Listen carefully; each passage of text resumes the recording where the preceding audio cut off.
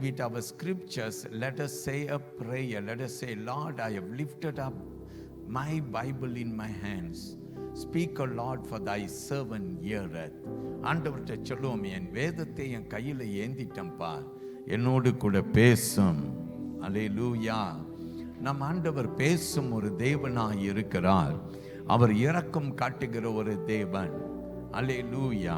இன்னைக்கு அவர் என்ன பேச விரும்புகிறார் என்பதை நாம் கேட்டு ஆண்டவர் நாமத்தை நாம் உயர்த்துவோமாக. இன்றைக்கு உங்களோடு கூட தீர்க்க தரிசன வார்த்தை என்று சொல்லி, தீர்க்க தரிசனம் என்ற ஒரு வேத பாகத்திலே நான் உங்களோடு கூட பேச போறேன். கர்த்தர் நம்மோடு கூட பேசுவாராக. நம்முடைய கண்களை பரலோகத்துக்கு நேராய் உயர்த்த நாம் கற்றுக்கொள்ள வேண்டும். கர்த்தருடைய பிள்ளைகள் நம் கண்களை பரலோகத்துக்கு நேராய் உயர்த்த வேண்டும். பரலோக தேவன் ஆளுகை செய்கிறார். வலது கையை உயர்த்தி ஆளுகை செய்கிற தேவனுக்கு நன்றி செலுத்துங்கள். அவர் ஆளுகை செய்கிறார். மனிதன் ஆண்டவரை பாராமல் போய்விடுகிறான். அதனால தேவன் நமக்கு இரக்கம் காட்டினாலும் நாம் பிரியமானவர்களே அவருடைய கையில் தப்பித்து கொள்ள முடியவில்லை. தேவனுடைய நாம மகிமை அடைய இன்றைக்கு ஆண்டவர் நம்மோடு கூட பேசுவாராக. வேதத்திலே தானியேல் 4ஆம் அதிகாரத்தை நீங்கள் எடுத்துக்கொள்ளும்படிக்கு உங்களை நான் கேட்கிறேன். இந்த தானியேல் 4ஆம் அதிகாரத்தில் இருந்து கர்த்தர் நம்மோடு கூட இன்றைக்கு தேவனுடைய வார்த்தையை பேச இருக்கிறார். அவருக்கு நாம் எல்லாரும் மகிமை செலுத்த போகிறோம். கர்த்தர் பெரியவர். ஆனால் இந்த வேத வாக்கியத்தில் நான் பேசுவதற்கு முன்பு நான் உங்களோடு கூட தீர்க்க தரிசனம் என்ற ஒரு வெளிப்பாடை முதல்ல நான் உங்களுக்கு கொடுக்கும்படிக்கு விரும்பி இருக்கிறேன். அதற்கு முன்பு கவனியுங்கள். தானியேல் 4ஆம் அதிகாரம், அதுல வசனங்கள் 37 வசனங்கள் மட்டுமே அடங்கி இருக்கிறது. I wanted to look at Daniel chapter 4. There are only 37 verses in this chapter. And I have picked up 2 verses from this chapter. இந்த வேத வாக்கியத்தில் இருந்து ஒரு 2 வசனங்களை நான் எடுத்திருக்கிறேன். வசனம் 24, வசனம் 25. இந்த 2 வசனங்களிலே நேபுகாத்நேசார் ராஜா உரைத்த வார்த்தைகள். இது என்னதென்று நாம் கவனித்து பார்ப்போமா? ஒருவர் சத்தமாக இந்த வேத வாக்கியத்தை எனக்கு உடனே வாசியுங்கள் பார்க்கலாம். தானியேல் 4ஆம் அதிகாரம் வசனம் 24, 25வது வசனம் வாசியுங்கள். ராஜாவே, அதன் அர்த்தமும் ராஜாவாகிய என் ஆண்டவரின் பேரில் வந்த உன்னதமானவருடைய தீர்மானமும் என்னவென்றால், மனுஷரினின்றே நீர் தள்ளிவிடப்படுவீர், வெளியின் மிருகங்களோடே சஞ்சரிப்பீர், மாடுகளைப் போல புல்லை மேய்ந்து ஆகாயத்து பனியிலே நனைவீர். உன்னதமானவர் மனுஷருடைய ராஜ்யத்தில் ஆளுகை செய்து தமக்கு சித்தமாய் இருக்கிறவனுக்கு அதை கொடுக்கிறார் என்பதை நீர் அறிந்து கொள்ளும் மட்டும் 7 காலங்கள் உம்முடைய பேரில் கடந்து போக வேண்டும். ஆண்டவருக்கு ஸ்தோத்திரம். I will read verse 24 and 25. At the end of the time, I, Nebuchadnezzar, lifted my eyes to heaven, and my understanding returned to me. And I blessed the Most High, and praised and honored him who lives forever. For his dominion is an everlasting dominion, and his kingdom is from generation to generation. Verse 35. Look at verse 35. All the inhabitants of the earth are reputed as nothing. He does according to his will in the army of heaven, and among the inhabitants of the earth no one can restrain his hand or say to him, what have you done? Shall we say, praise the Lord. ஆண்டவருக்கு மகிமை. நான் வாசித்த வேத பாகம் மன்னிக்கணும் 34, 35ஆம் வசனம். ஆண்டவருக்கு ஸ்தோத்திரம். கர்த்தர் நம்மை ஆசீர்வதிப்பாராக. நேபுகாத்நேசார் ராஜா இந்த வேத வசனத்திலே சொல்லுகிறார், அப்போது நான் என் கண்களை பரலோகத்திற்கு நேராக உயர்த்தினேன். ஆமீன். இந்த வலது கையை எல்லாரும் உயர்த்தி கர்த்தரை மகிமைப்படுத்துங்கள். நமக்கு உதவி பரத்தில் இருந்து வரும். கண்களை ஏறெடுத்து கர்த்தருடைய பிள்ளைகள் ஆண்டவரை பார்க்க வேண்டும். God's children will have to look up to heaven, and our help comes from heaven. நம்முடைய உதவி பரலோகத்தில் இருந்து வருகிறது. நேபுக்கத்நேசர் ராஜா இதை கற்றுக்கொண்டார். தேவனுக்கு மகிமை. இந்த தானியேல் 4ஆம் அதிகாரத்திற்குள்ளார நாம் மீண்டும் இன்னும் சில நேரத்தில் வரப்போறோம். ஆனால் அதற்கு முன்பாக என் கூட வேதத்திற்கு வாருங்கள். புதிய ஏற்பாட்டிலே எபேசியர் 4ஆம் அதிகாரத்துக்கு வந்தீங்கன்னாக்கா, அங்கே 4ஆம் அதிகாரத்தில் வசனம் 11 இருந்து வாசித்து கொண்டு வந்தீங்கன்னாக்கா, I want you to come to the book of Ephesians chapter 4 in the New Testament. And if you will come from verses 11 to 16, வசனம் 11 இருந்து 16 வரைக்கும் வந்தீங்கன்னா, நீங்க ஆவின் வரங்களிலே ஆண்டவர் 5 ஊழியத்தை பேசுகிறார். இந்த ஊழியம் என்னதென்று நீங்க வசனங்களிலே பார்க்கலாம். வசனம் 11, 12 நீங்க கவனித்து பாருங்க. அங்க வசனம் சொல்லுகிறது, அப்போஸ்தலர்களின் ஊழியம், தீர்க்கதரிசிகளின் ஊழியம், சுவிசேஷகரின் ஊழியம், மேய்ப்பர்களின் ஊழியம், போதகர்களின் ஊழியம். ஒரு ஆமேன் சொல்லுவோமா? 5 ஊழியம். ஒரு சபையிலே இந்த ஊழியங்கள் இருக்க வேண்டும் என்று நாம் வேதத்திலே கற்றுக்கொள்கிறோம். There must be this 5-fold ministry in the church today. What are the ministries? The Bible verse says apostles, prophets, evangelists, pastors and teachers. இந்த ஊழியத்தை எல்லாத்தையும் நீங்க ஒரு சின்ன கண்ணோட்டம் விட்டு பார்த்தீங்கன்னா, அப்போஸ்தலர்கள், தீர்க்கதரிசிகளை விட்டுடுங்க, சுவிசேஷகர்கள், மேய்ப்பர்கள், போதகர்கள், இந்த 4 ஊழியத்தை பார்த்தீங்கன்னா, if you will look at these 4 ministry, leave out prophecy or prophets. I want you to look at the other 4 ministries: apostles, evangelists, pastors and teachers. These 4 ministries are developed in the New Testament. இந்த 4 ஊழியங்கள் புதிய ஏற்பாட்டிலே ஊழியங்களாக ஆரம்பிக்கப்பட்டது, ஊழியங்களாக செயல்பட்டது. ஆனா தீர்க்க தரிசன ஊழியத்தை பார்த்தீங்கன்னா, இந்த ஊழியம் பழைய ஏற்பாட்டிலே ஸ்தாபிக்கப்பட்ட ஒரு ஊழியம். ஒரு ஆமேன் சொல்லுவோமா? தீர்க்க தரிசன ஊழியம். ஆண்டவர் அநேக தீர்க்க தரிசிகளை எழுப்பினார். பழைய ஏற்பாட்டிலே நாம் பார்க்கிறோம். If you will look at the Old Testament and you will bring this 5-fold ministry, you will realize that the ministry of the prophets was well established in the Old Testament, whereas the other 4 ministries, the ministry of an apostle, evangelist, pastor and teachers, were well established in the New Testament. ஆண்டவருக்கு ஸ்தோத்திரம். பிரியமானவர்களே, ஒரு அப்போஸ்தலருடைய ஊழியம் சிறப்பான ஊழியம். நீங்க பழைய ஏற்பாட்டில் பார்த்தீங்கன்னா, ஆண்டவர் அப்போஸ்தலர்களை எழுப்பினார், மன்னிக்கணும், தீர்க்கதரிசிகளை எழுப்பினார் என்றதை நாம் பார்க்கிறோம். நாம் சொல்லுவோம் ஆமென். தீர்க்க தரிசன ஊழியம். இன்னைக்கு ஒரு சின்ன கண்ணோட்டம் நான் பழைய ஏற்பாட்டில் இருந்து விட விரும்புகிறேன். ஜனங்கள் எப்ப பார்த்தாலும் பாவம் செய்தார்கள். People always sinned and they went wayward, they went backward, they went away from God. ஜனங்கள் ஆண்டவரை விட்டு விலகினார்கள், பாவம் செய்தார்கள், ஆண்டவரை விட்டு தூரமாய் போனார்கள். அல்லது இன்னொரு வார்த்தையிலே அவர்கள் ஆண்டவரை விட்டு விலகி போனார்கள். ஆண்டவர் எப்போதுமே தீர்க்க தரிசிகளை எழுப்பி ஜனங்களிடத்திலே பேச வைத்ததை நம் வேதத்திலே பார்க்கிறோம். ஜனங்களிடத்திலே பாவங்களை உணர்த்தினார். பாவங்கள் என்னதென்று ஆண்டவர் உணர்த்தினார்.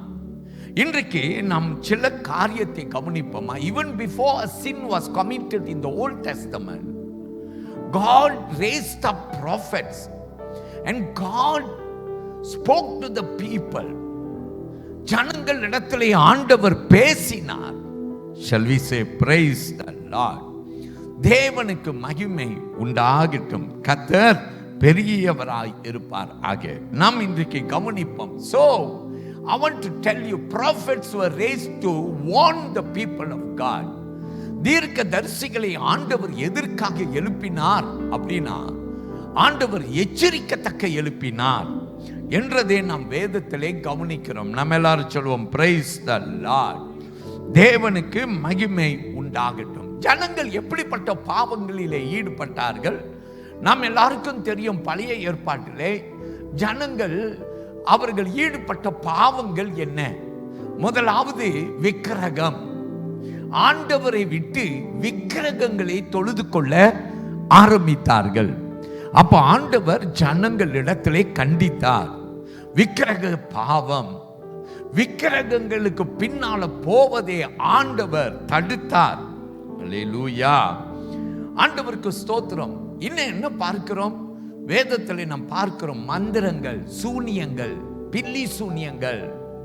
இப்படிப்பட்ட மந்திரங்களை நாடும்போது ஆண்டவர் இஸ்ரவேலை கண்டித்தார். Shall we say praise the Lord? ஆண்டவர் கண்டித்தார். மந்திரங்களுக்கு போகாதே, பில்லி சூனியங்களுக்கு போகாதே. இஸ்ரவேலுக்கு விரோதமா என்னது இல்லை? மந்திரம் இல்லை, சூனியம் இல்லை, பில்லி சூனியம் இல்லை. அல்லேலூயா. நாம் கைகளை உயர்த்தி ஆண்டவரை மகிமைப்படுத்துவோம். இவைகள் எல்லாவற்றையும் நாடாதே, விக்கிரகங்களை நாடாதே. அல்லேலூயா. எப்போதெல்லாம் விக்கிரகங்களை தொழுது கொண்டார்களோ அப்பொழுதெல்லாம் ஆண்டவர் தீர்க்க தரிசிகளை எழுப்பினார். எப்போதெல்லாம் இவர்கள் பில்லி சூனியங்கள் மந்திரங்களை நாடினாரோ அப்போதெல்லாம் ஆண்டவர் ஒரு தீர்க்க தரிசியை எழுப்பினார். எப்போதெல்லாம் ஜனங்கள் ஆண்டவர் கொடுத்த கட்டளைகள் 10 கட்டளைகளை உடைத்தார்களோ அப்போதெல்லாம் ஆண்டவர் அவர்களுக்கு விரோதமாய் எழும்பினார், தீர்க்க தரிசிகளை எழுப்பினார் என்றதை நாம் பார்க்கிறோம். நீங்க ஒரு சில வேத வசனத்தை குறிப்பு வைத்துக் கொள்ளுங்கள். உபாகமம் நீங்க வந்தீங்கன்னாக்கா, if you will come with me to Deuteronomy chapter 18, I will not ask you to read, but I want you to look at those verses from verse 9 to 14. நீங்கள் உபாகமம் 18ஆம் அதிகாரம் வசனம் 9 இருந்து 14வது வசனம் வரைக்கும் ஒரு சின்ன கண்ணோட்டம் விடுங்க. சில வசனத்தை மட்டும் நான் வாசிக்க உங்களை அழைக்கிறேன். மற்ற வசனத்தின் முழுமையையும் நீங்கள் கண்டு கொள்ளுமாறு உங்களை கேட்கிறேன். வாசிங்க பார்க்கலாம். உபாகமம் 18 வசனம் 9 இருந்து வாசிங்கள்.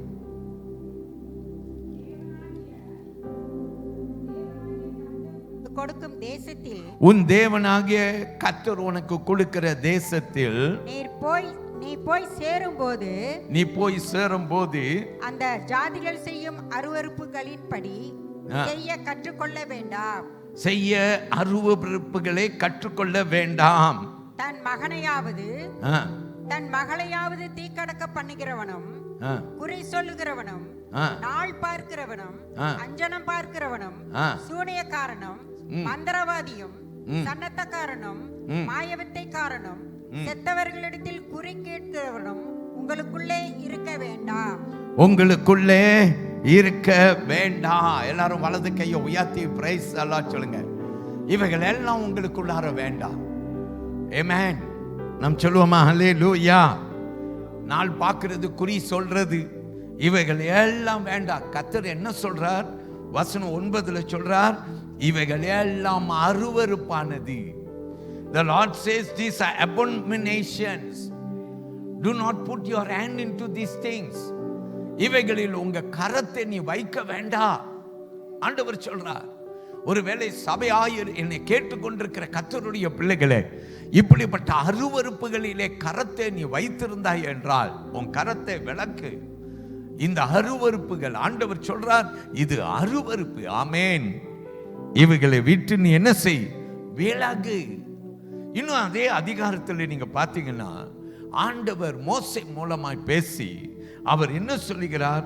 அவர் தீர்க்க தரிசிகளை எழுப்புகிற தேவன். Our God is a God who raises prophets. Shall we say praise the Lord? He raises according to the times. He raises according to the circumstances to pre-warn the people of God to not go into these abominations. இப்படிப்பட்ட அருவருப்புகளை நாடாதபடிக்கு நாம் ஆமென் சொல்லுவோமா? ஒரு வேத வசனத்தை அதிலேயே வாசிங்கள். வசனம் 15, 16வது வசனத்தை வாசிங்க பார்க்கலாம். Look at verse 15 and 16 in the same chapter, Deuteronomy 18 verse 15 and 16 வாசியுங்கள். உன் தேவனாகிய கர்த்தர் என்னைப் போல ஒரு தீர்க்கதரிசி உனக்காக உன் நடுவே உன் சகோதரரிடத்தில் எழுப்ப பண்ணுவார். அவருக்கு செவி கொடுப்பீர்களாக. அவர்களுக்கு செவி கொடுப்பீர்களாக. ஆண்டவர் என்ன சொல்றாரு? தீர்க்க தரிசிகளை நான் எழுப்புவேன், நீங்கள் என்ன செய்யணும்? அவர்களுக்கு செவி கொடுக்க வேண்டும். நாம் சொல்லுவோம் பிரைஸ் தி லார்ட். வாசிங்க, தொடர்ந்து வாசிங்க. ஒரேபிலே சபை கட்டப்பட்ட நாளில் நான் சாகாதபடி என் தேவனாகிய கர்த்தரின் சத்தத்தை இனி நான் கேளாமலும் இந்த பெரிய அக்கினியை இனி நான் காணாமலும் இருப்பேனாக என்று உன் தேவனாகிய கர்த்தரை நீர் வேண்டிக் கொண்டதின் படியெல்லாம் அவர் செய்வார். ஆமென். வசனம் 15 கோடிட்டுக் கொள்ளுங்கள். ஆண்டவர் மோசே சொல்றாரு, ஆண்டவர் என்னை போல தீர்க்க தரிசிகளை எழுப்புவார். அல்லேலூயா. அவர்களை நீங்க என்ன செய்யணும்? கேட்கணும். You must hear the prophets when they speak. Shall we say praise the Lord? சபைக்கு ஆண்டவர் சொல்றார், times God will raise prophets, so God's children must hear the prophets. Hallelujah. ஆனால் பிரியமான கர்த்தருடைய பிள்ளைகளே, ஏசியா தீர்க்கதரிசி புத்தகத்துக்கு வரும்போது ஆண்டவர் ஏசியா தீர்க்கதரிசி மூலமாய் பேசுகிறார். 30ஆம் அதிகாரத்தை எடுத்துக்கொள்ளுங்க. Come with me to Isaiah 30. Asia 30ஆம் அதிகாரம் வசனம் 9, 10வது வசனத்தை எனக்கு வாசிக்க நீங்கள் உங்களை கேட்டுக்கொள்கிறேன். வாசியுங்கள் பார்க்கலாம். 30வது அதிகாரத்தை எடுத்துக்கொள்ளுங்கள். Come with me to Isaiah 30 and I want you to read verse 9 and 10. இவர்கள் கலகமுள்ள ஜனங்களும் பொய் பேசுகிற பிள்ளைகளும் கர்த்தருடைய வேதத்தை கேட்க மனதில்லாத புத்திரருமாய் இருக்கிறார்கள். இவர்கள் தரிசனக்காரரை நோக்கி தரிசனம் காண வேண்டாம் என்றும் ஞான சிருஷ்டிகாரனை நோக்கி யதார்த்தமாய் எங்களுக்கு தரிசனம் சொல்லாமல் எங்களுக்கு இதமான சொற்களை உரைத்து மாயமானவைகளை திருஷ்டியுங்கள் என்றும் நீங்கள் வழியை விட்டு பாதையை நின்று விலகி. Okay, I will read verse 9 and 10. That this is a rebellious people, lying children who will not hear the law of the Lord, who say to the seers, do not see, and to the prophets, do not prophesy to us right things, speak to us smooth things, prophesy deceit. கவனிங்க, இந்த Asia காலத்துல ஜனங்கள் எப்படி மாறிட்டாங்க? ஜனங்களுக்கு தீர்க்க தரிசனம் வேண்டாம், உண்மை வேண்டாம். ஆண்டவர் என்ன சொல்றாரு முக்கியம் இல்ல. ஜனங்களுக்கு என்ன தெரியுமா வேணும்? காதுக்கு குளிர்ச்சியான வார்த்தைகள் வேண்டும். People only want to hear words of comfort, smooth words. So they say, do not prophesy. We do not want to hear any prophecy. But if you want to prophesy, then prophesy things that are nice to hear. காதுக்கு இனிமையாய் இருக்கிற வார்த்தைகளிலே பேசுங்கள் என்று சொல்லி ஆண்டவர் இந்த தீர்க்கதரிசி Asia மூலமாக உரைக்கிறதை நாம் பார்க்கிறோம். நாம் சொல்லுவோம் பிரைஸ் தி லார்ட். அருமையான ஆண்டவருடைய பிள்ளைகளே, இன்றைக்கு ஆண்டவர் சபைக்கு என்ன சொல்லுகிறார்? What is God telling our church today? What is God telling our people today? இன்றைக்கு இருக்கிற இந்த நவீன சூழ்நிலையில, இன்றைக்கு இருக்கிற நெருக்கமான காலத்திலே ஆண்டவர் சபைக்கு என்ன சொல்லுகிறார்? ஆண்டவருடைய பிள்ளைகள் ஆண்டவர் என்ன சொல்லுகிறார் அதை கேட்க விரும்புகிறோமா? அல்லது காதுக்கு இனிமையான வார்த்தைகள் அவைகள் வந்தால் போதும், we want to just hear, words that suits our thoughts. பிரியமான கர்த்தருடைய பிள்ளையே, இன்றைக்கு ஆண்டவர் நாமம் நம்முடைய மத்தியிலே மகிமை அடைவதாக. So God began to speak. பழைய ஏற்பாட்டுக்கு திரும்பி போவோம்.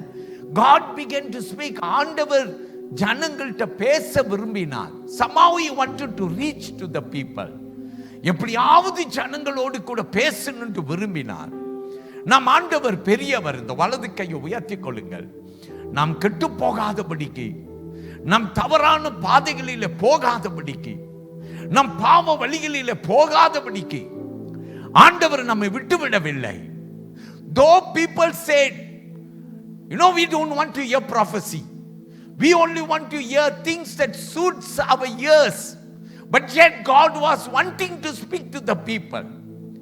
ஆண்டவர் ஜனங்களோடு பேசும்படிக்கு விரும்பினார். நாம் சொல்லுவோம், praise the Lord. நீ ஒருவேளை ஆண்டவர் வார்த்தையை கேட்க விரும்பல, but yet God wants to speak to us. Shall we say praise the Lord? அவர் எப்படி பேசினார்? நீங்க வேத வாக்கியத்துக்கு போனீங்கன்னாக்கா, எரேமியா புத்தகத்துக்கு போனீங்கன்னாக்கா, எரேமியா மூலமாய் பல ரூபத்திலே ஆண்டவர் பேசினார். எரேமியா புலம்பிக் கொண்டே பேசினார் அப்படின்னு நம்ம பார்க்கிறோம். Jeremiah was a weeping prophet. God allowed him to weep and weep and weep. And so Jeremiah spoke to the people weeping all the time. But yet people were not willing to listen. ஜனங்கள் கேட்க ஆயத்தம் இல்லை. அப்ப இந்த எரேமியா என்ன செய்தார் அப்படின்னு கேட்டா, நீங்க எரேமியா 27ஆம் அதிகாரத்துக்கு வாங்க. 27ஆம் அதிகாரத்தில் வசனம் 1 - 3 வரையிலும், if you will come to Jeremiah chapter 27, the first 3 verses, Jeremiah decided to speak to the people in a different way. ஒரு வித்தியாசமான வகையிலே எரேமியா ஜனங்களோடு பேச அவர் சித்தம் கொண்டார். Number 1, we are going to see how Jeremiah tried communicating to the people. Somehow God wanted to reach to the people. People were not ready to listen. People only wanted to hear what pleased them. But I want to tell you, people of God, God has not given up. He is still trying to work in our lives. நம்முடைய வாழ்க்கையில இன்னும் கிரியை செய்ய பிரயாசம் எடுக்கிறார். அல்லேலூயா. இந்த எரேமியா மூலமா எப்படி அவர் கிரியை செய்தார்? வாசிங்க பார்க்கலாம். 3 வசனங்கள். 27ஆம் அதிகாரம் முதல் 3 வசனங்கள். யோசியாவின் குமாரனும் யூதாவின் ராஜாவுமாகிய யோயாக்கீமுடைய ராஜ்யபாரத்தின் துவக்கத்திலே கர்த்தரால் எரேமியாவுக்கு உண்டான வார்த்தை. எரேமியாவுக்கு உண்டான வார்த்தை. கர்த்தர் என்னை நோக்கி, நீ உனக்கு கயிறுகளையும் நுகங்களையும் உண்டு பண்ணி அவைகளை உன் கழுத்திலே பூட்டிக்கொண்டு அவைகளை எரிசிலே பூட்டிக்கொண்டு, என்னத்தை பூட்டிக்கொண்டு? கயிறுகளையும் நுகங்களையும். ஆமென். நுகங்களை உன்னுடைய கழுத்திலே நீ போட்டுக்கொண்டு அவைகளை எருசலேமுக்கு சிதேக்கியா ராஜாவினிடத்தில் வரும் ஸ்தானாதிபதிகள் கையிலே ஏதோமின் ராஜாவுக்கும் மோவாபின் ராஜாவுக்கும் அம்மோன் புத்திரரின் ராஜாவுக்கும் தீருவின் ராஜாவுக்கும் சீதோக்கின் ராஜாவுக்கும் அனுப்பு. ஆமென். ஆண்டவர் சொல்றார் இந்த எரேமியா கிட்ட, நீ புலம்பி புலம்பி ஜனங்கள்கிட்ட பேசியும் ஜனங்கள் கேட்கல. ஆனா இப்ப என்ன செய்ய? நுகத்தடிகளை எடுத்து உன் மேல போட்டுக்கோ. நீ போட்டுக்கொண்டு உன்னை இழுத்து கொண்டு போ. அல்லேலூயா. நாம் சொல்லுவோம், பிரைஸ் தி லார்ட். இது எதற்கு சமம்? ஆண்டவர் சொன்னார், நீங்க மனம் திரும்பாவிட்டால் நீங்க எங்க போவீங்க? அடிமைத்தனத்திற்கு போவீங்க. அல்லேலூயா. ஆண்டவர் உங்களை ஒப்பு கொடுத்து விடுவார். All that you need to do is repent. மனம் திரும்புங்கள், மனம் திரும்புங்கள். எரேமியா அழுது பார்த்தார், புலம்பி பார்த்தார். இப்போது எரேமியா செயலிலே காட்டுகிறார். I want to tell you, people of God, somehow God is trying to reach to his people. In some way God is trying to reach. Either he is sending people to weep in our midst, either he is sending people to show us in action, to say that you will go into captivity. Hallelujah. பிரியமான கர்த்தருடைய பிள்ளைகளே, நான் வேதத்தில் இப்படி ஒவ்வொரு தீர்க்கதரிசியை பார்த்தேன். I want to bring some of the prophets to your attention. எப்படி ஆண்டவர் ஜனங்களோடு கூட பேச பிரயாசப்பட்டார். How God wanted to communicate to the people. Look at another prophet, a minor prophet. There are major prophets, minor prophets. I want you to look at one minor prophet. ஒரு தீர்க்கதரிசியை பார்ப்போம். சிறிய ஊழிய தீர்க்கதரிசி என்று சொல்வார்கள். இந்த தீர்க்கதரிசி ஓசியா என்று நாம் பார்க்கிறோம். என்னோட கூட எடுத்துக்கொள்ளுங்க ஓசியா. இந்த ஓசியா புஸ்தகத்தில் நாம் வேதத்தை கவனிப்போம். கொஞ்சம் வசனங்கள் அதிகாரம் தான் இருக்குது. இந்த ஓசியாவில் 14 அதிகாரங்கள் இருக்கிறது. ஆனா உங்களுக்கு நான் சுத்தி காட்ட போகிறது 1ஆம் அதிகாரம். I want you to come to chapter 1. God was trying to speak to Israel, but Israel will not change. ஆண்டவர் இஸ்ரவேலோடு கூட பேச பிரயாசம் எடுக்கிறார். உன் பாவம் தான் காரணம், உன் பாவம் தான் காரணம். ஆண்டவர் சொல்றார் உன் பாவம். நாம் சொல்லுவோமா அல்லேலூயா. உன் பாவம் ஆண்டவர் சுத்தி காட்டுகிறார். உன் பாவம். என் பிரியமான தேவனுடைய பிள்ளையே, ஓசியாவை பாருங்க ஆண்டவர் எப்படி தெரியுமா நடத்தினார். ஓசியாவை ஆண்டவர் போய் திருமணம் செய்ய சொன்னார். யாரை திருமணம் செய்? ஒரு வேசியை திருமணம் செய் என்று ஆண்டவர் ஒரு வேசியை திருமணம் செய்வதற்கு ஓசியாவை அழைத்தார். இவனும் போய் திருமணம் செய்தான். இவனுக்கு பிறந்த குழந்தைகள் இவனுடைய பிள்ளைகளோ தெரியல. அல்லேலூயா. ஆண்டவர் சொல்றாரு பாருங்க, ஓசியா வாழ்க்கையா ஒரு மாதிரியாய் வைத்து God spoke to the people through Hosea. God told Hosea to go and marry a prostitute. Then he had 3 children. Not sure whether it was his children, but and then he named the children, and through the name God spoke to the people. ஆண்டவர் இந்த ஜனங்களோடு கூட பேசினார். நாம் வேத வசனத்தை கவனிப்போம். Look at verses 3 to 5. வசனங்கள் 3லிருந்து 5வது வசனம். In chapter 1 நீங்க பார்க்கலாம், முதல் பையனுடைய பெயர் ஜெஸ்ரேல் அப்படின்னு ஆண்டவர் சொன்னார். ஆமென். ஆண்டவர் சொன்னார் உங்களுடைய பாவம். அல்லேலூயா. ஜெஸ்ரேல் என்ற ஒரு பள்ளத்தாக்கு. ஆண்டவர் சொல்றாரு, God speaks about the people. I want you to come with me. அந்த வசனங்களுக்கு வாருங்கள். Let's go to these verses.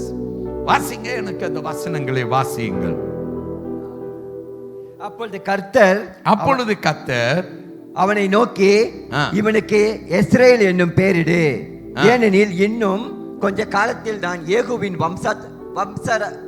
வம்சத்தாரிடத்தில் இஸ்ரவேலின் இரத்த பலியை விசாரித்து இஸ்ரவேல் வம்சத்தாரின் ராஜ்யபாரத்தை ஒழிய பண்ணுவேன். ஆண்டவருக்கு ஸ்தோத்திரம். பிரியமானவர்களை கவனியுங்கள். Look at verse 3. So he went and took Gomer, the daughter of Diblaim, and she conceived and bore him a son. Then the Lord said to him, call his name Jezreel, for in a little while I will avenge the bloodshed of Jezreel on the house of Jehu, and bring an end to the kingdom of the house of Israel. It shall come to pass in that day that I will break the bow of Israel in the valley of Jezreel. ஆண்டவர் சொல்றார், நான் என்ன செய்வேன்? நான் இஸ்ரவேலின் அம்புகளை முறியடிப்பேன். ஆண்டவர் சொல்றார். Why? Because of sin. பாவம். அல்லேலூயா. பாவம்.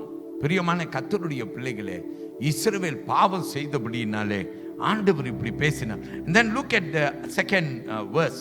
I want you to look at verse 6. 6வது வசனத்தை எனக்கு நீங்கள் கவனியுங்கள். ஆண்டவர் இன்னொரு மகளை பெற்றெடுக்க பண்ணினார். வாசியுங்கள். அவள் திரும்ப கற்பந்தரித்து ஒரு குமாரத்தியை பெற்றாள். அப்பொழுது அவர் அவனை நோக்கி, இவளுக்கு லோருகாமா என்று பெயரிடு, ஏனெனில் நான் இனி இஸ்ரேல் வம்சத்தாருக்கு இரக்கம் செய்வதில்லை, நான் அவர்களை முழுவதும் அகற்றி விடுவேன். இவளுக்கு பெயர் என்னன்னு வை, லோருகாமா என்று பெயர் வை. ஏன்? ஆண்டவர் சொல்றார், நான் இனி இஸ்ரவேலுக்கு என்ன செய்வதில்லை, இஸ்ரவேலுக்கு பாவம் பார்ப்பது இல்லை. ஆண்டவர் சொல்றார், no more, I'm not going to be to feel pity for Israel. Shall we say praise the Lord? பிரியமான கர்த்தருடைய பிள்ளையே, ஆண்டவர் பேசிக்கொண்டே இருக்கிறார். ஏன் பேசுறாருன்னா, ஜனங்கள் மனம் திரும்பும்படிக்கு பேசுகிறார். வலது கையை உயர்த்தி தேவனை மகிமைப்படுத்துங்கள். வசனம் 9க்கு வந்தா 9வது வசனத்துல இன்னொரு குமாரன் அப்படின்ட்டு வசனம் சொல்லுகிறது. அவனுடைய பேர் லோ அமி அப்படின்னு ஆண்டவர் சொல்றார். இப்போ என்ன சொல்றார்? வாசிங்க வசனத்தை கேட்போம். அவள் லோருகாமாவை முளைமறைக்க பண்ணின பிற்பாடு கற்பந்தரித்து ஒரு குமாரனை பெற்றார். அப்பொழுது அவர் இவனுக்கு லோகமி என்று பெயரிடு, ஏனெனில் நீங்கள் என் என்று பெயரிடு, ஏனெனில் நீங்கள் என் ஜனம் அல்ல, நான் உங்கள் தேவனாய் இருப்பதில்லை. நீங்கள் என் ஜனம் இல்ல, நான் உங்களுடைய தேவனாய் இருப்பது இல்லை. ஆண்டவர் கண்டிக்கிறாருங்க. ஆண்டவர் சொல்றார், பாவம் தான் காரணம். It is because of sin. Shall we say praise the Lord? பாவம். பிரியமான கர்த்தருடைய பிள்ளைகளே, ஆண்டவர் இன்றைக்கு நம்முடைய சபைக்கு அவர் பேசுகிற ஒரு வார்த்தை என்னன்னா, நம்மை கண்டிக்கிறதுக்காக அல்ல, கண்டித்து நம்மை உணர்த்துவதற்காக. நம் வலது கையை உயர்த்தி தேவனை மகிமைப்படுத்துவோம். மனம் திரும்புங்கள், மனம் திரும்புங்கள் என்று ஆண்டவர் அழைக்கிறார். இன்னும் ஒரு வேத வாக்கியத்துக்கு போவோம். ஆமோஸ் என்ற தீர்க்க தரிசியை என்னோடு கூட எடுத்துக்கொள்ளுங்கள். Come with me to the prophet Amos. I want you to look at chapter 1 and chapter 2 of Amos, because we can learn a great deal from this chapter. நாம் கவனிப்போம், ஆண்டவர் இஸ்ரவேலுக்கும் இஸ்ரவேலை சுத்தி இருக்கிற மற்ற எல்லா தேசங்களுக்கும் நியாய தீர்ப்பை உரைக்கிறார். நாம் கவனிப்போம். I will go very quickly. Look at chapter 1. 1வது அதிகாரத்தை என்னோடு கூட கவனியுங்கள். If you will look from verse 3 to 5, God brought judgment to Damascus. I want you to look from verse 6 to 8. God brought judgment to Gaza. Look from verse 9 to 10. God brought judgment to Tyre. தீரு என்ற பட்டணத்துக்கு ஆண்டவர், இதெல்லாம் எங்க உள்ள பட்டணங்க?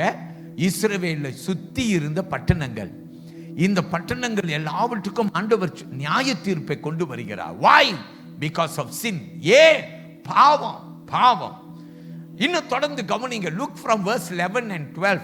God brings judgment to Edom. Look at verses 13 to 15.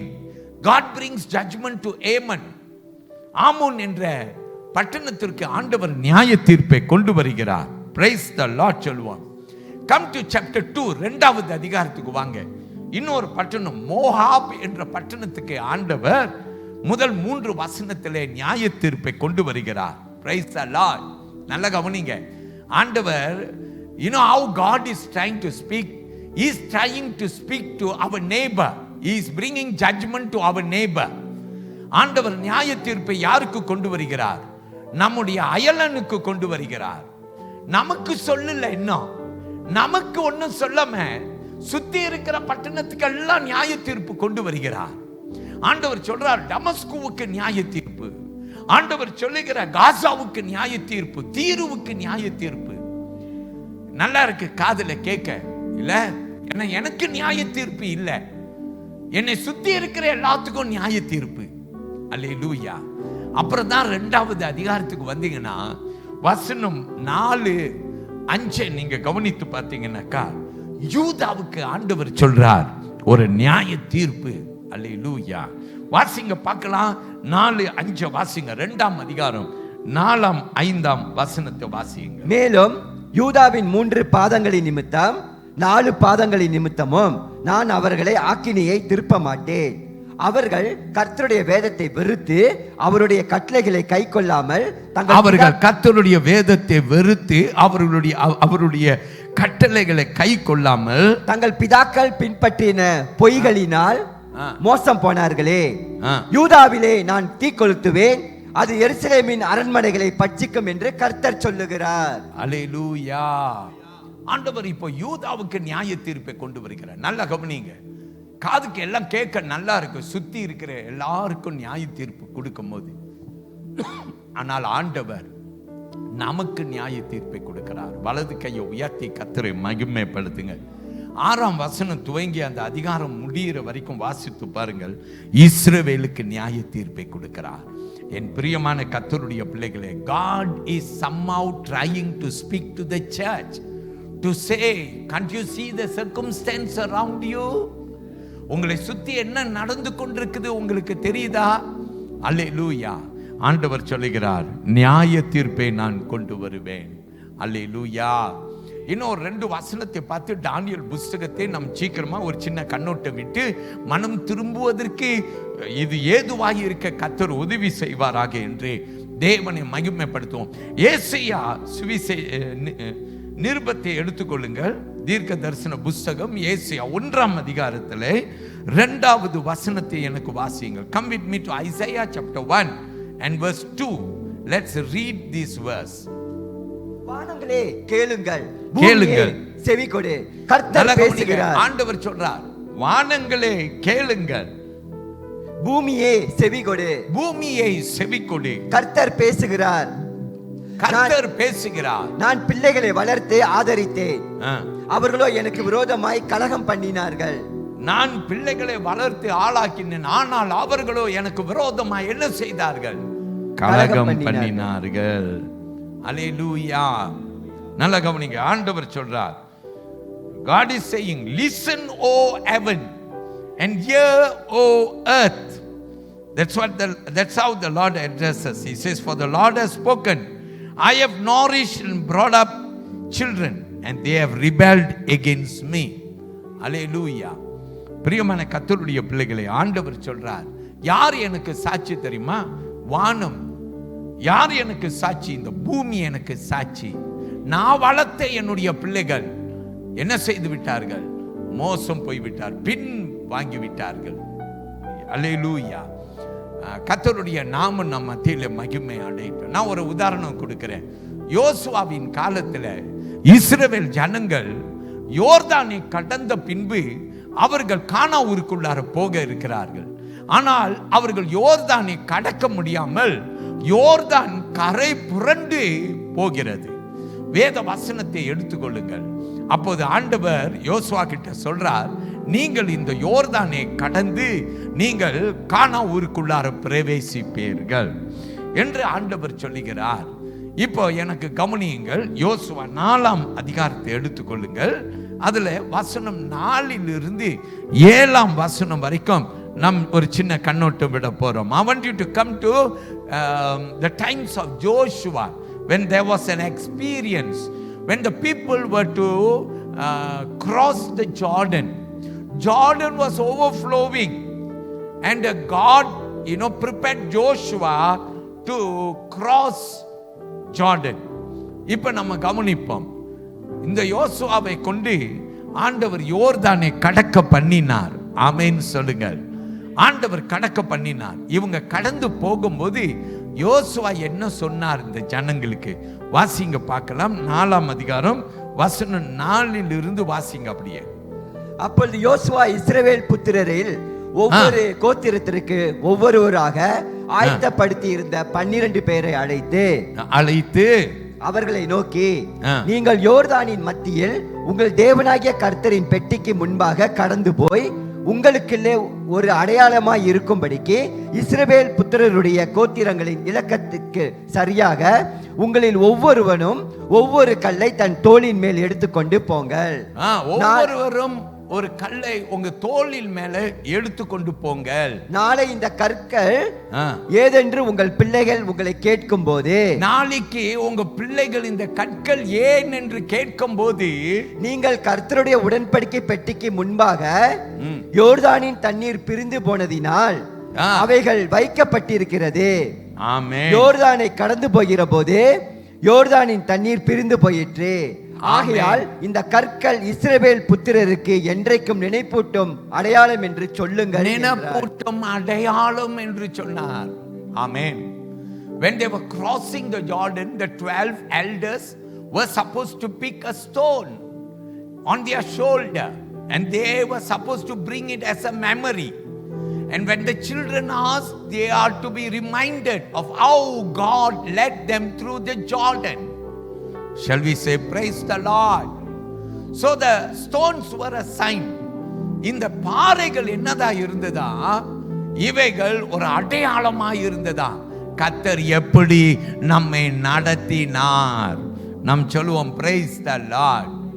பிரியமான ஆண்டவருடைய பிள்ளைகளை, ஏசியா புஸ்தகத்துல ஆண்டவர் 1ஆம் அதிகாரத்துல வசனம் 2ல சொன்னார், வானம் சாட்சி, அல்லேலூயா, இந்த பூமி சாட்சி, நான் எப்படி உங்களை நடத்தினேன்.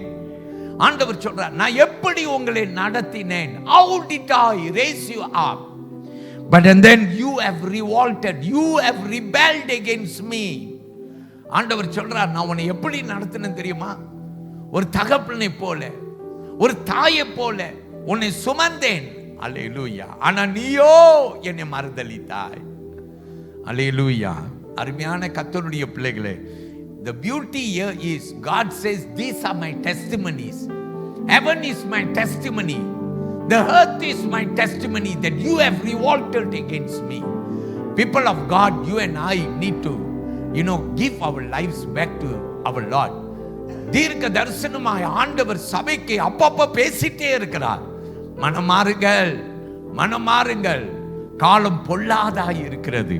நாம் சொல்லுவோமா? praise the Lord. இன்னொரு வசனம் பாருங்க, 9வது வசனம், ஏசியா 1ஆம் அதிகாரம் 9வது வசனத்தை வாசிங்க பார்க்கலாம். Look at Isaiah 1 and verse 9. வாசிங்க 9ஆம் வசனம். சேனைகளின் கர்த்தர் நமக்கு கொஞ்சம் மீதியை வைக்காது இருந்தாரானால் நாம் சோதோமை போலாகி கொமோராவுக்கு ஒத்திருப்போம். ஆண்டவர் சொல்றாரு, நம்ம எப்படி மாறிடுவோம்? சோதம் போல, கொமோராவை போல நம்ம மாறிடுவோம். Unlike the Lord of hosts had left to us a very small remnant, we would all become like Sodom. We would have been made like Gomorrah. Hallelujah. சோதம் கொமோரா என்ன ஆச்சுங்க? வேதம் சொல்லுகிறது, சோதம் கொமோரா அழிந்து போனது. எங்க பார்க்கிறோம்? ஆதியாகமம் 19ஆம் அதிகாரம் 24வது வசனம் போய் பாருங்கள். சோதம் கொமோராவை ஆண்டவர் அழித்து போட்டார். So God was also giving an example. He said, look at the past. Look at the past. பழைய காலத்தை பாருங்க, சோதம் கொமோராவை பாருங்க. சோதம் கொமோராவை ஆண்டவர் பாவத்தினால அழித்து போட்டார். Hallelujah. That's why God is speaking to the church and God says, repent, for you have an example. உங்களுக்கு ஒரு உதாரணம் இருக்கிறது. நாம் சொல்லுவோம் praise the Lord. ஆனா பிரியமானவர்களே, இன்னைக்கு தானியேல் புஸ்தகத்தை என்னோடு கூட எடுத்துக்கொள்ளுங்கள். 4ஆம் அதிகாரத்தில் ஒரு சிறிய தியானத்தை நாம் சீக்கிரமாய் கேட்டு நாம் ஆண்டவருக்கு நன்றி சொல்லுவோம். கர்த்தர் பெரியவர். 4ஆம் அதிகாரத்தை என்னோடு கூட எடுத்துக்கொள்ளுங்கள். அதுல 37 வசனங்கள் மட்டும் அடங்கி இருக்கிறது. தேவனுக்கு நாம் மகிமை செலுத்துவோம். முதல் 3 வசனங்களை கவனியுங்கள். ஆண்டவர் நெபுக்கத்நேசா மூலமாய் நமக்கு வெளிப்பாடுகளை கொடுக்கிறார். கவனித்து பாருங்கள். ராஜாவாகிய பாபிலோனின் ராஜா நெபுக்கத்நேசா ஆண்டவரை முதல் 3 வசனங்களிலே துதிக்கிறார், புகழுகிறார். Look at the first 3 verses. King Nebuchadnezzar gives glory to God before he shares his testimony. அவருடைய சாட்சி இங்க கொடுக்கப்படுகிறது. இந்த நெபுக்கத்நேசர் அவர் வாழ்க்கையில ஒரு சம்பவம் நடந்துச்சு.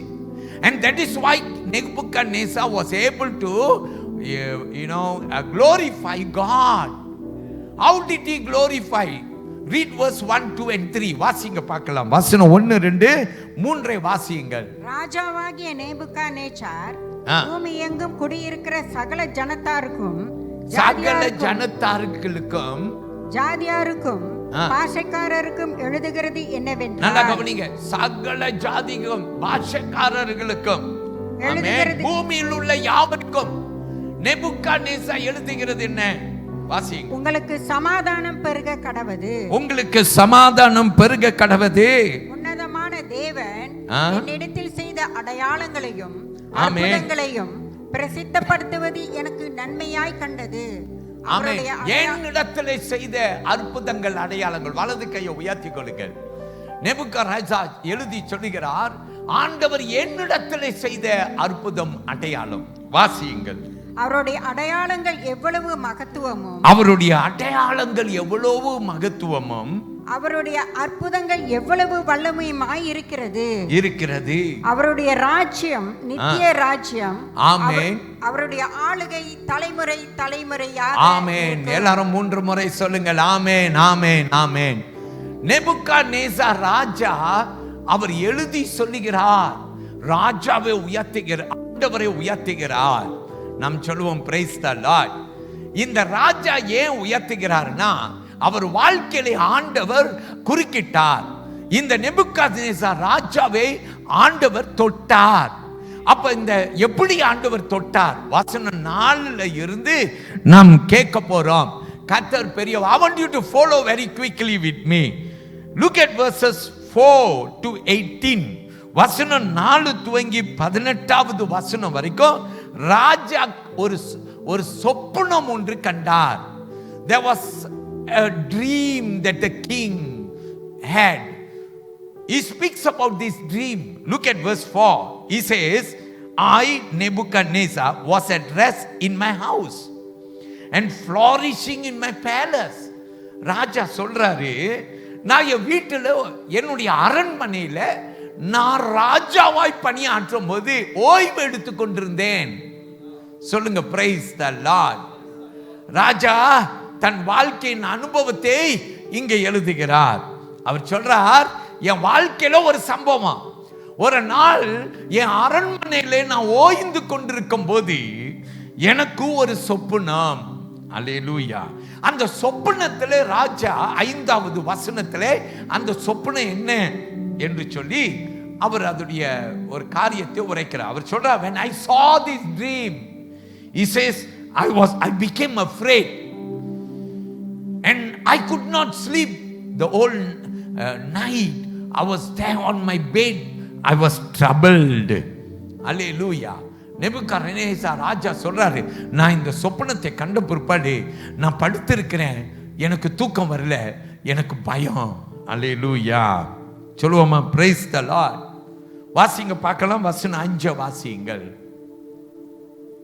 நான் ஒரு சொப்பனத்தை கண்டேன், அது எனக்கு திகிலை உண்டாக்கிற்று. அது எனக்கு திகிலை உண்டாக்கினது. என் படுக்கையின் மேல் எனக்குள் உண்டான நினைவுகளும் என் தலையில் தோன்றின தரிசனங்களும் என்னை கலங்க பண்ணிற்று.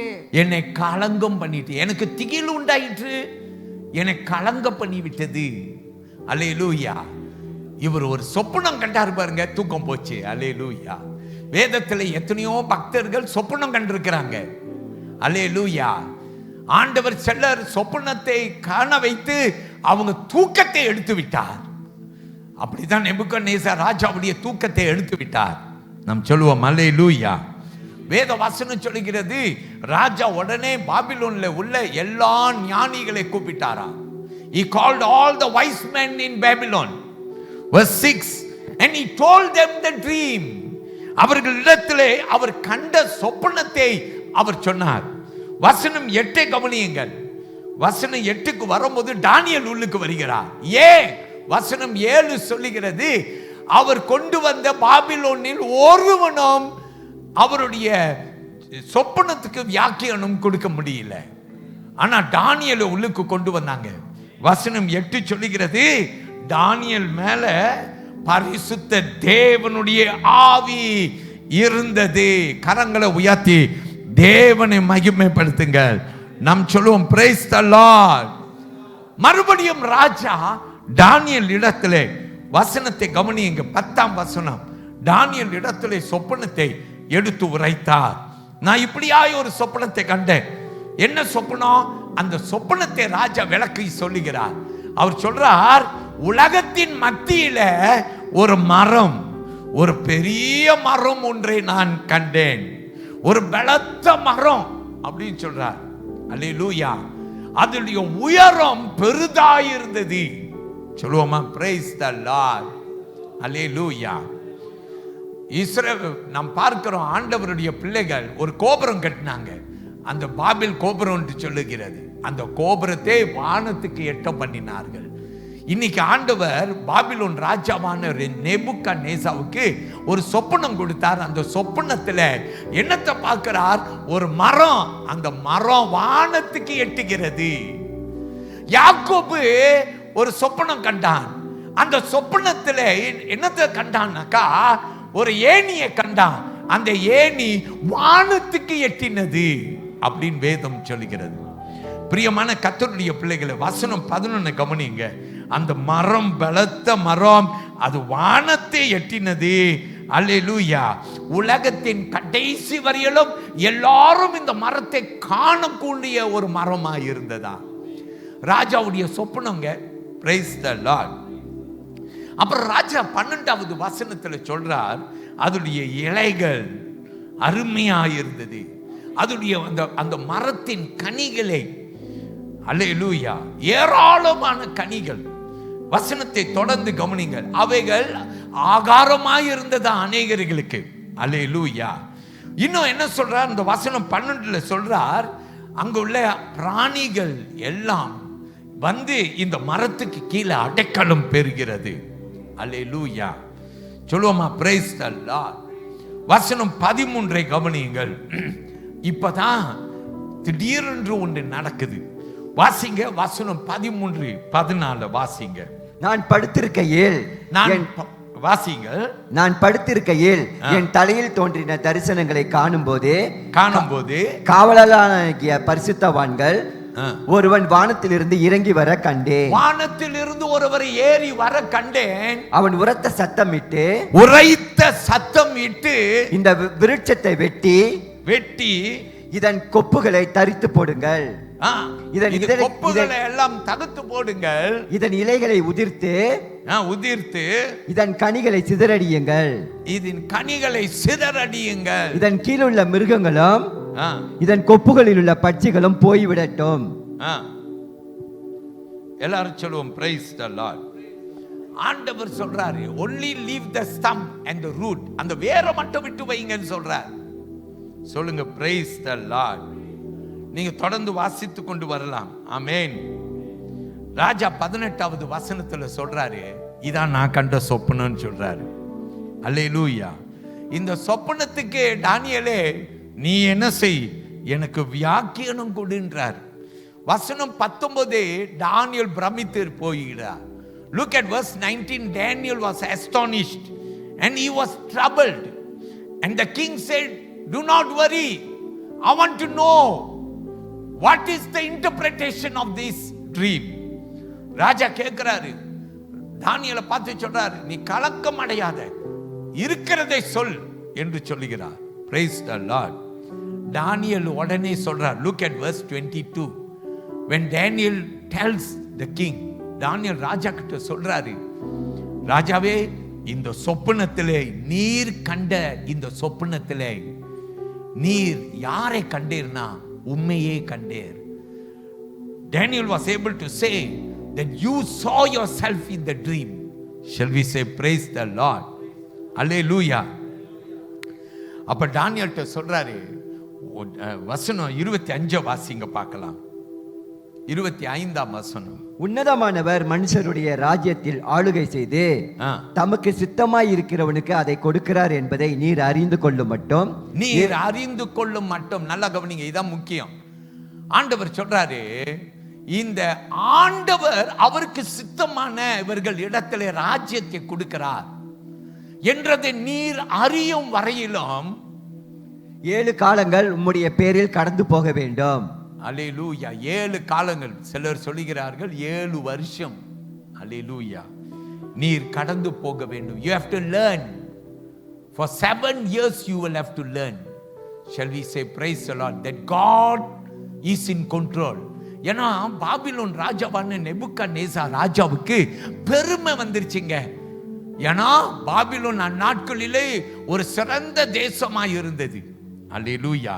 இப்ப கவனிங்க, இந்த சொப்பனத்துக்கு பிற்பாடு வசனத்தை நம்ம கவனிப்போம். எல்லாரும் சொல்லுவோம் praise the Lord. அல்லேலூயா. தானியேல் சொல்றாரு. Look at verse 27. 27வது வசனத்தை வாசிங்க பார்க்கலாம். ஆகையால் ராஜாவே, நான் சொல்லும் ஆலோசனையை நீர் அங்கீகரித்து நீதியை செய்து உமது பாவங்களையும் சிறுமையானவர்களுக்கு ஏங்கி உமது அக்கிரமங்களையும் அகற்றிவிடும். அல்லேலூயா. அப்பொழுது உம்முடைய வாழ்வு நீடித்திருக்கலாம். ஆமென். போதும், நல்லா கவனிங்க. தானியேல் சொல்றாரு, ராஜாவே ஒன்னு செய்யும், உங்க பாவத்தை விடுங்க அப்படின்னு சொல்றார். Praise the Lord. நீதியை செய்யுங்க. அல்லேலூயா. ராஜா கிட்ட ஒன்னே ஒன்னு தான் தானியேல் கேட்டார், உங்க பாவத்தை விடுங்க. அல்லேலூயா. வசனம் 29க்கு வாங்க. 12 மாதம் கடந்து போச்சு. Almost a year passed by. Look at verse 29. And again the king says, he was walking in his palace. ராஜா அரண்மனையிலே நடந்து கொண்டிருக்கிறார். 30வது வசனத்தை கவனிங்க. All of a sudden he thought about Babylon the Great. அவர் திடீர்னு எண்ணினார், பாபிலோன் சிறந்த ஒரு தேசம். அல்லேலூயா. நான் உண்டாக்கின இந்த சிறந்த தேசம். கிங் ராஜா சொன்னார், இது நான் உண்டாக்கின ஒரு சிறந்த தேசம். அல்லேலூயா.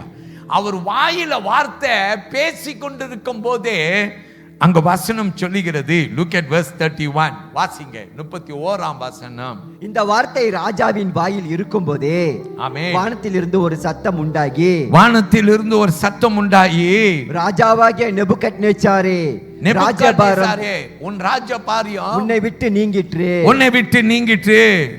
வாசிங்க 33. மனுஷன் என்று தள்ளப்படுவாய், வெளியின் மிருகங்களோட சஞ்சரிக்கப்படுவாய், ஆமென், மாடுகளைப் போல் புல்லை மேய்வாய். இப்படி உன்னதமானவர் மனுஷருடைய ராஜ்யத்தில் ஆளுகை செய்து, பிரைஸ் தி லார்ட். போதும், நமக்கு நாம் சொல்லுவோம் பிரைஸ் தி லார்ட். ஆண்டவருடைய வார்த்தை வந்தது, நீ புல்களை தின்னுவாய், மிருகம் போல் ஆவாய், உன்னை துரட்டி விடுவார்கள் 7 வருஷம். எல்லாரும் கரங்களை உயர்த்துங்கள். எதனால தெரியுமா? அரசாளுகிறது ராஜாவை நீர் அல்ல, அரசாளுகிறது ஆண்டவர். அல்லேலூயா. என் பிரியமான தேவனுடைய பிள்ளைகளே, இன்னைக்கு ஆண்டவர் பாவத்தெல்லாம் சுத்தி காட்டுகிறதுக்கு காரணம் என்ன தெரியுமா? மனம் திரும்பு என்று தீர்க்க தரிசிகளை, ஊழியக்காரர்களை எழுப்புகிறதுக்கு காரணம் என்ன தெரியுமா? காலம் பொல்லாதா இருக்குது, மனம் திரும்பு. அல்லேலூயா. எப்ப தெரியுமா அந்த ராஜாவுக்கு ஒரு விடுதலை வந்துச்சு? வசனம் 34 வாசிங்க பார்க்கலாம். 34ஆம் வசனம் வாசி. அந்த நாட்கள் சென்ற பின்பு, நாட்கள் 7 வருட நாட்கள் சென்ற பின்பு, நெபுகத்நேச்சாராகிய நான், நெபுகத்நேச்சாராகிய நான் என் கண்களை வானத்துக்கு ஏறெடுத்தேன், என் கண்களை வானத்துக்கு ஏறெடுத்தேன், என் புத்தி எனக்கு திரும்பி வந்தது, என் புத்தி எனக்கு திரும்பி வந்தது. போதும். அப்பொழுது எல்லாரும் கரங்களை உயர்த்தி தேவனை மகிமைப்படுத்துங்கள். அருமையான கர்த்தருடைய பிள்ளைகள், எப்ப ராஜாவுக்கு புத்தி வந்துச்சு? அவன் கண்களை ஏறெடுத்து வானத்தை பார்த்த போது. பிரியமான கர்த்தருடைய பிள்ளைகளை, யாரெல்லாம் ஆண்டவரை பார்க்கிறோமோ நாம் பிழைத்துக் கொள்வோம். அல்லேலூயா. யாரெல்லாம் ஆண்டவரை நோக்கி பார்க்கிறோமோ நமக்கு ஆண்டவர் விடுதலையை கட்டளையிடுகிற ஒரு தேவனாய் இருக்கிறார். நம்ம எல்லாரும் சொல்லுவோம் பிரைஸ் தி லார்ட். பிரியமான கர்த்தருடைய பிள்ளைகளே, இன்றைக்கு ஆண்டவர் நம்ம எல்லாரையும் அழைக்கிறது ஒண்ணுதாங்க. வாங்க, உங்க கண்களை கர்த்தருக்கு நேராக ஏறெடுங்கள். நம்ம எல்லாரும் சொல்லுவோமா பிரைஸ் தி லார்ட். அல்லேலூயா. வசனம் 35 வாசிங்க. அதோடு நாம் தேவனுக்கு நன்றி சொல்லி முடிப்போம். வாசிங்க. பூமியின் குடிகள் எல்லாம் ஒன்றும் இல்லை என்று எண்ணப்படுகிறார்கள். ஆமென். அவர் தமது சித்தத்தின்படியே வானத்தின் சேனையை, அவர் அவருடைய சித்தத்தின்படியே வானத்தின் சேனையையும் பூமியின் குடிகளையும் நடத்துகிறார். ஆமென். அவருடைய கையை தடுத்து அவரை நோக்கி என்ன செய்கிறீர் என்று சொல்லத்தக்கவன் ஒருவனும் இல்லை என்று. எல்லாரும் சொல்லுங்க பிரைஸ் தி லார்ட். பிரியமான கர்த்தருடைய பிள்ளைகளே, நாம் இன்னைக்கு நெபுகத்நேச்சார் ராஜாவுடைய வாழ்க்கையை பார்த்துட்டோம். பிரியமானவர்களே, நம்ம ஆண்டவரை கண்ணோக்கி பார்த்தா நமக்கு விடுதலை உண்டு. வேற எங்கேயும் நமக்கு விடுதலை இல்லை. வேற யாரும் நமக்கு விடுதலை கொடுக்க முடியாது. அல்லேலூயா. இன்னைக்கு ஒருவேளை நமக்கு COVID-19 காலத்திலே நம்ம வாழ்ந்து கொண்டிருக்கும் காலத்திலே மருத்துவம் நமக்கு வந்து சேரலையே, அழலாம். அல்லேலூயா. பிரியமானவர்களே, மருத்துவம் நம்மை காக்கலாம். ஆனா எல்லாவற்றுக்கும் மேல நம் ஆண்டவர் ஒருவர் நம்மை காக்க வல்லவராக இருக்கிறார். நாம் சொல்லுவோம் பிரைஸ் தி லார்ட்.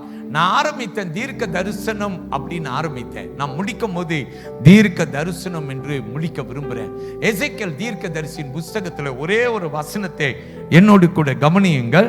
ஆண்டவர் தீர்க்க தரிசனமாய் அவர் உரைக்கிற ஒரு சிறிய வார்த்தை, அது மட்டும் கேட்டு நம்ம எல்லாரும் ஜெபிக்க போறோம். I want you to come with me to Ezekiel 33 and verse 6. வாசிங்க பார்க்கலாம். எசேக்கியேல் 33:6 வாசியுங்கள். காவற்காரன் பட்டயம் வருவதைக் கண்டும் அவன் எக்காலம் ஊதாமலும். நல்ல கவனியுங்கள், மறுபடி வாசிங்க. காவல்காரன் பட்டயம் வருவதைக் கண்டும் பட்டயம் வருகிறதை கண்டும் அவன் எக்காலம் ஊதாமலும் ஜனங்கள் எச்சரிக்கப்படாமலும் பட்டயம் வந்து அவர்களில் யாதொருவனை வாரிக்கொள்கிறது உண்டானால் அவன் தன் அக்கிரமத்தினாலே வாரிக்கொள்ளப்பட்டான்.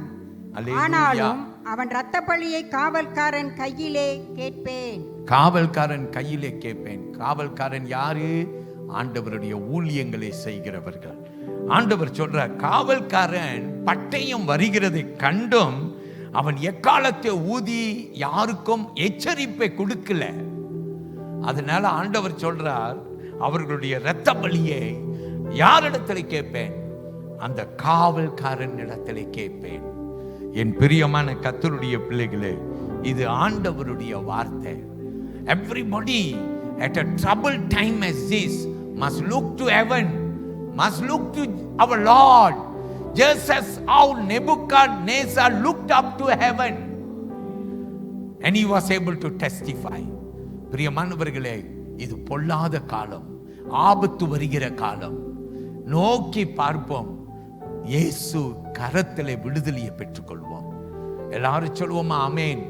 பிரியமான கர்த்தருடைய பிள்ளைகளே, நம்ம வேற ஒன்றும் செய்ய வேண்டாம். ஆண்டவரை நோக்கி பார்க்க ஆண்டவர்கிட்ட வந்துருங்க, அவரிடத்திலே வாழ்க்கையை ஒப்பு கொடுத்துருங்க. பிரியமான கர்த்தருடைய பிள்ளைகளே, அந்த பட்டயத்தை நம்மை விட்டு நீங்க பண்ணுவார். நம்ம எல்லாரும் சொல்லுவோம் ஆமென். அல்லேலூயா.